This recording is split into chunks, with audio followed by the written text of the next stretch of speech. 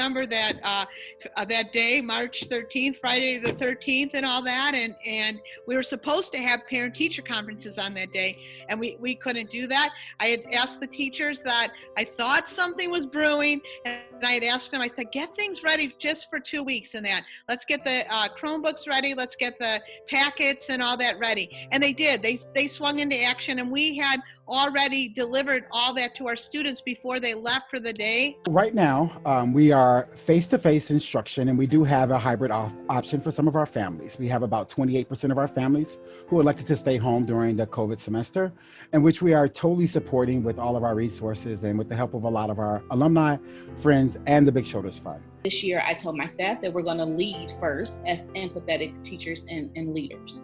And we have to understand that this is a learning and teaching curve for everyone.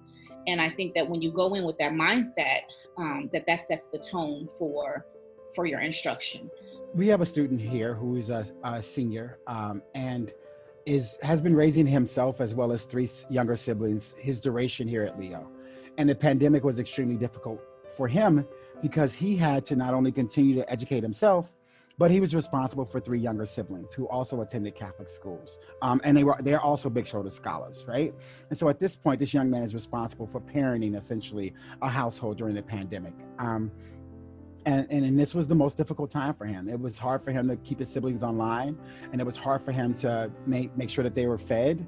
It was hard for him to make sure that they were academically, doing what they're supposed to do and keep up with his own academic studies. We saw this very early on. So what we decided to do as a school community, we said, how can we support this young man?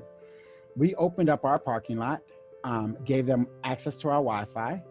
This when the weather was still nice, and allowed them to log on tables that were distanced out in our parking lot, log on and do their work from outside of our parking lot. In addition to that, we brought them lunch every single day to make sure that they ate, and supported them as much as we could, obviously using the proper distancing during probably about a 3-month period. Through March through June and all that, I know of many of the teachers, in particular my second grade teacher and my kindergarten teacher, who, many of the families were working during the day. So you'll think of typical school days from 9 to 3 or 8:30 to 3 or whatever. And their parents were working at that time. So no one could help like a second grader or a kindergartner get on that computer and access that computer. They had to wait for the parent to get home at night. Oftentimes it was at 5 o'clock or 6 o'clock at night. And throughout the pandemic, my teachers met the parents where they are. So they scheduled individual Zoom meetings with that student, and there were a number of them, and they met to review the day's lessons, for an hour or so beyond, a typical school day. What gets me here every day and out of bed every morning and excited about walking into this building, it's just seeing the faces of the children. And I know for some of my students, this is home, and this is where they know that they will receive 3, whether 2 meals and 2 snacks a day, or this is where they know that they will feel loved, and this is where they will see friends, and this is where they will spend most of their day. So I think for me, it's just seeing the smiling faces of the students. There's not a student in this building who I can't tell you a personal story about. There's probably not a student in this building who I don't know their parents personally.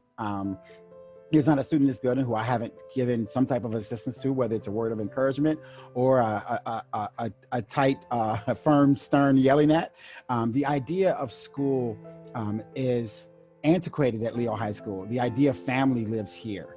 And since our inception in 1926, we've often said that we created a brotherhood. If you look at our motto is facta non verba, right? So we want to see that people are doing things, and we're constantly doing things to really display the fact that we're a family here. We are able to do this mission and what we're doing here because of Big Shoulders, because of the scholarships that have been provided, because of the leadership programs that have been provided, because of the PD that all my teachers have attended. I think that without Big Shoulders, we wouldn't be here. And I know for sure that I wouldn't be here. I know that Big Shoulders cares about us as a school, but they particularly care about me as a person. And not only my development as a leader and as an instructional leader and as a proud alumni, but they care about me as a person. That type of investment is really the same thing we try to create here at Leo High School, is that These organizations are about people, right? Quality education in Chicago is about people. It's about seeing young people as future people, contributors to society, and investing in them as people. And I think that Big Shoulders does that. The Big Shoulders Fund, they help to make all schools vibrant and impactful in the communities in which they serve. So, we get to do that. How incredible is that?